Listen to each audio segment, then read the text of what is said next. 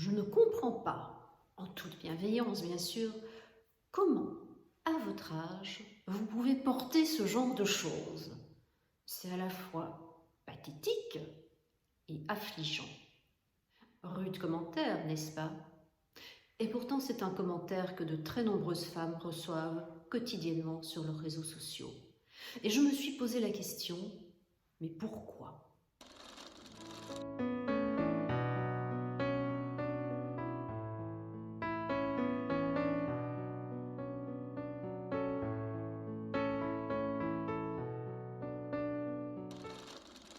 Bonjour, je suis Claire de Vemix, je suis coach de vie et je suis conseillère en images pour femmes neuroatypiques et pour des femmes vivant ou ayant vécu avec une maladie grave ou avec une maladie chronique. Et dans cette vidéo, je vais parler plus spécifiquement de ces commentaires qu'on reçoit dans la vraie vie ou sur les réseaux sociaux par rapport à notre apparence physique, par rapport au fait que l'on porte quelque chose qui n'est pas considéré comme normal, hein, comme ce qu'il faut porter, comme ce qui est approprié pour une femme de son âge, quel que soit l'âge. Mais avant cela, si mes vidéos vous intéressent, je vous invite à vous abonner à ma chaîne et je vous invite également à activer les notifications, comme ça vous saurez quand je publie quelque chose de nouveau. Bien. Donc ce commentaire que je mentionnais en accroche de cette vidéo, bien, comme je vous dis, c'est un commentaire que de très nombreuses femmes reçoivent. J'ai deux approches vis-à-vis de ce commentaire. Tout d'abord, il y a l'approche coach en moi.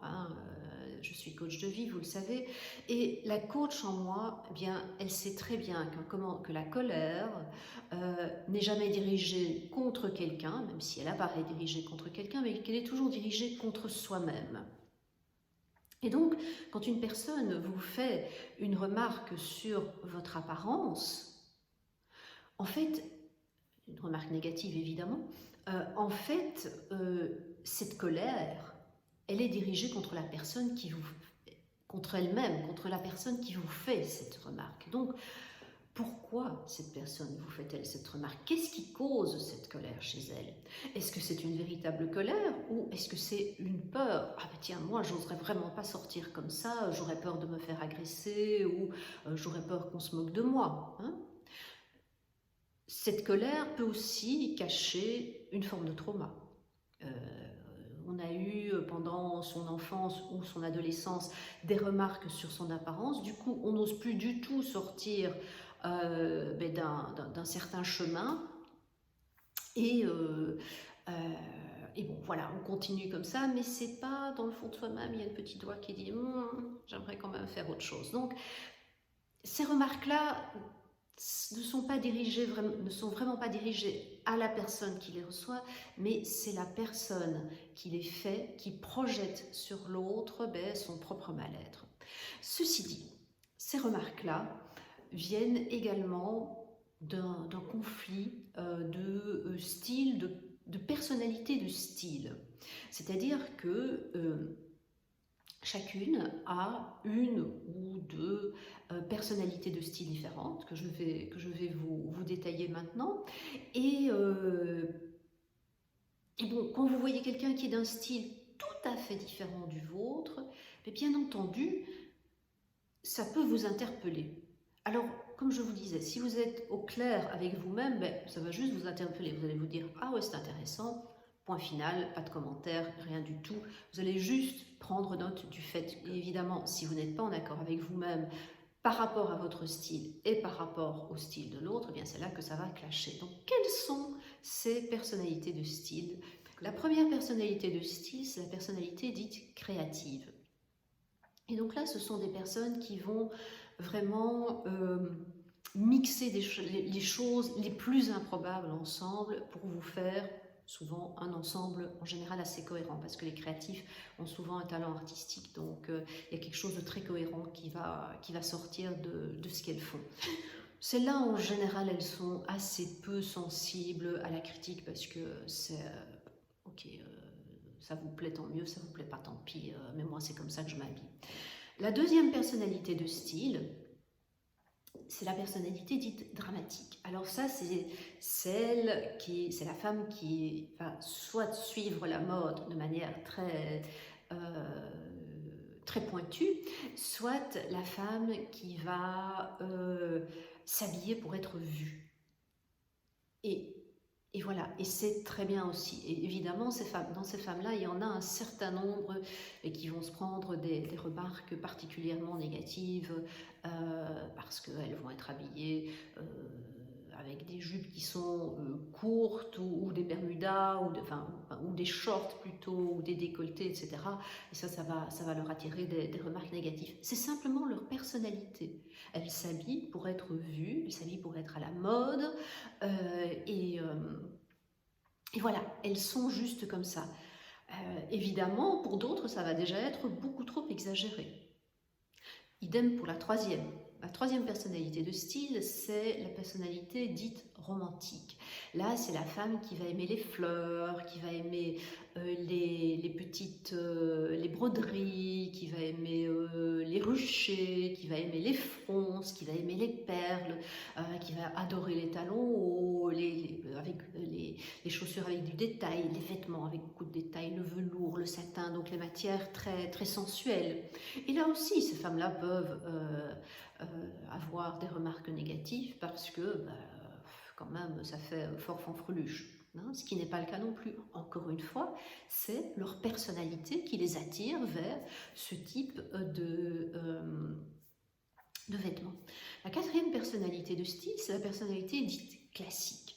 Alors ça, c'est la femme qui va s'habiller d'une manière extrêmement classique.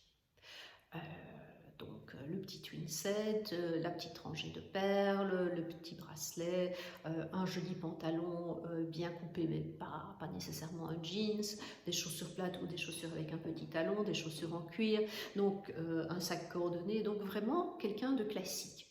Et qu'est-ce qu'on risque de lui dire à elle? Mais qu'elle fait mémère.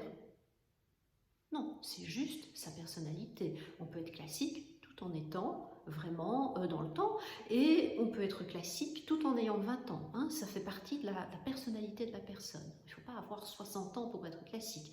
Il y a des femmes qui sont classiques à 20 ans.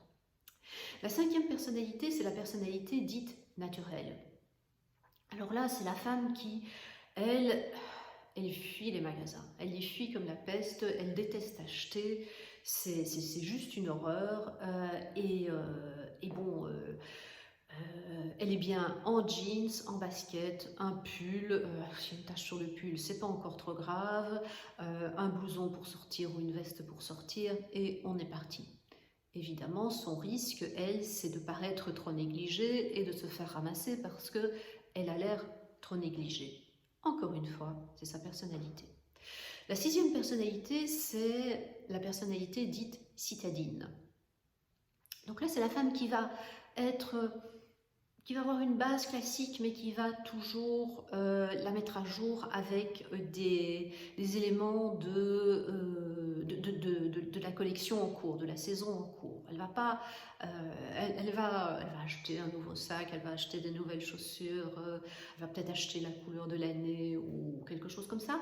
Elle va toujours être bien apprêtée, tout à fait pimpante, correcte et tout à fait appropriée pour l'occasion. Et elle, qu'est-ce qu'on risque de lui dire? C'est qu'elle est trop apprêtée. C'est qu'elle fait un petit peu trop bourgeoise chic. Donc voilà, là aussi, c'est sa personnalité. Il n'y a rien de mauvais à cela. Tout est bon. Donc toutes ces personnalités sont bonnes. Bien souvent, nous sommes une combinaison entre deux ou trois personnalités différentes. Hein. On n'est pas toujours dans le même style de personnalité, on peut combiner aussi. Vous avez aussi des personnes, par exemple, qui vont avoir une personnalité et un style plutôt bohème. Vous avez un style qui peut être un style rock, vous avez également le style androgyne. Et donc, à chaque fois, mais ça reflète la personnalité de la personne. Ça ne sert à rien de critiquer. Si ça ne vous plaît pas, mais c'est bien, il n'y a pas de souci. Simplement, ne critiquez pas parce que la personne, c'est comme ça qu'elle a besoin de s'exprimer. Voilà, ceci termine cette vidéo. Je vous souhaite une belle journée, une belle soirée, puis je vous dis à très bientôt.